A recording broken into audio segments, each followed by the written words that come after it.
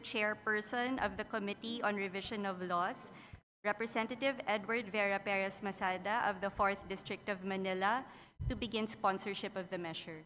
The Honorable Edward Vera Perez Masada of the 4th District of Manila, recognize, sponsor the measure.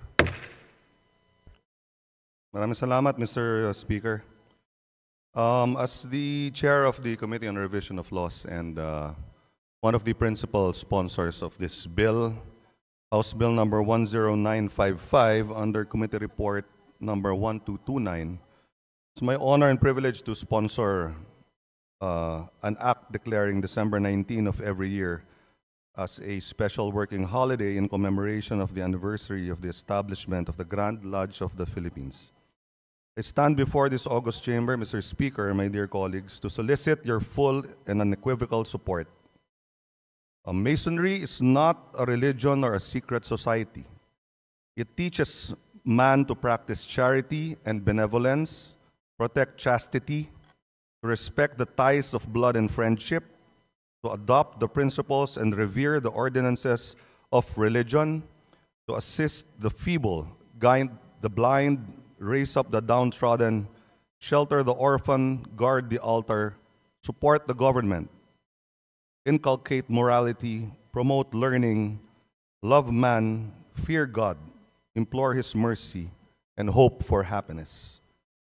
Masonry is the universal morality which is suitable to all men, regardless of race and creed. It teaches no doctrine except those truths which tend directly to the well-being of man and thereby achieve better men in a better world, happier men in a happier world, and wiser men in a wiser world. On December 19, 1912, there were established in the Philippines 3 American lodges owing allegiance to the most worshipful Grand Lodge of California. They were Manila Lodge number 342, Cavite Lodge number 350, and Corregidor Lodge number 386, organized the Grand Lodge of the Philippines with Harry Eugene Stafford as its first Grand Master.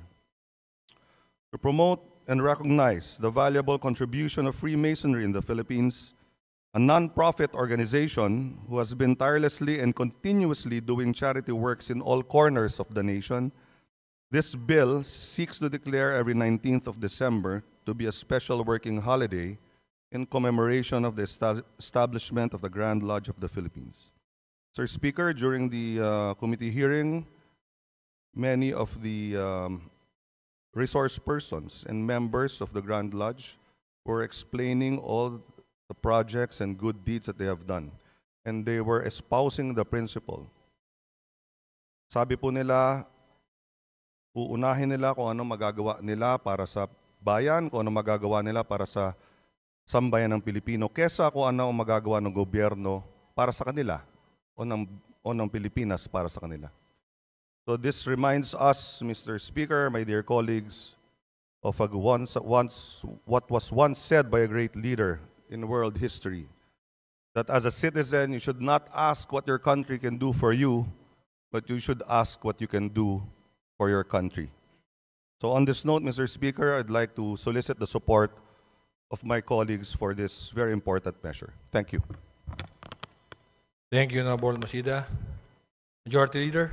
Mr. Speaker, I move that we recognize Representative Alfred De Los Santos of Ang Provinciano Party List to deliver his sponsorship speech.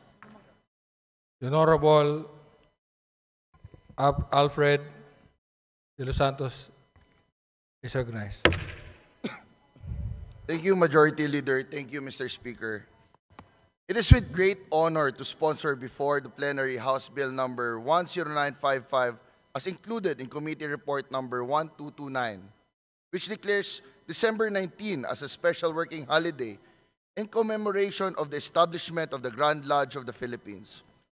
First, I would like to extend my heartfelt gratitude to our esteemed chairman of the Committee of Revisions of Laws, the Honorable Edward Vera Masada, for supporting this measure. His insightful guidance on this measure truly reflects his deep commitment to remember our nation's rich cultural heritage and historical legacy. Ang masoneria ay isang institusyon pinagtitibay ng moralidad, pagtulong, pakikipagkapwa, at patuloy na pagpapaunlad ng sarili para sa ikabubuti ng bawat isa at ng bansa. Mula sa paglaban sa mga dayuhang mananakop, nasaksihan natin ang mahalagang kontribusyon ng mga mason sa ating kasaysayan. Mula rito, formal na itinatag ang Grand Lodge of the Philippines noong December 19, 1912. Sa kasalukuyan, mayroon po tayong mahigit 27,000 na aktibong membro sa higit 503 lohia sa buong bansa na nakikipagtulungan sa ngalan ng kapatiran at pakikipagkapwa. Marami pong Filipino Masons ang nagkaroon ng mahalagang papel sa ating lipunan. Nariyan po ang ating mga bayani na sina Dr. Jose Rizal, Marcelo del Pilar, Apolinario Mabini at Emilio Aguinaldo, na nakipaglaban para sa ating kasarian. Ang dating President Manuel L. Quezon na namuno sa transisyon ng ating bansa mula sa ilalim ng pamahalaang kolonyal. Sa kultura naman po nariyan ang manunulat na si Rafael Palma at ang composer na si Nicanor Abelardo. Iilan lang po ito sa napakarami pang mga bayani na naging parte ng mga masoneria na nagpakita ng husay at galing sa kanilang mga larangan. Sa kanilang pagsasabuhay ng mga turo sa masoneria, binago po nila ang aktibo na kasaysayan para sa ikabubuti ng ating bansa. In these present times, Mr. Speaker, more and more Freemasons have been active in nation buildings. Whether in public service or private, the institution is heavily involved in charitable works and in various activities in the community that aim to help the needy and to improve the lives of the Filipino and the society as a whole. Mula sa pakikipaglaban para sa reforma at kalayaan ng ating bansa at pagkakaroon ng delikadad na edukasyon para sa lahat. Ngayon naman ay tinututukan ang paggabay at protekta ng karapatan ng bawat Pilipino, lalo na ng mga kababaihan at kabataan. Patuloy din po ang pagbibigay suporta sa mga batang nangangailangan ng medikal na tulong, gayon din sa mga naulilang pamilya ng mga yumaong kapatid natin sa masoneria. Marami rin po sa mga mason ang tumugon sa tawag ng serbisyong publiko dito sa atin sa Kongreso. Marami pong magagaling na batikang kongresista na ating hinahangaan. Nandiyan po si Most Worshipful Johnny Pimentel, Most Worshipful Romeo Momo, Congressman Fernando Cabredo, Congressman Romel Angara, Congressman Alfredo Marañon III, Congressman Dan Fernandez, Congressman Lord Ansuan, Congressman Joel Chua, Congressman Wilter Palma, Congressman Wilbert Lee, Cong Mike D. at Congressman Emerson Pascual, and Chairperson Yap, Congressman John Flores at Congressman Robert Tan Uy. Ito po ay ilan lang po sa mga colleagues natin na kasamahan po natin sa masoneria.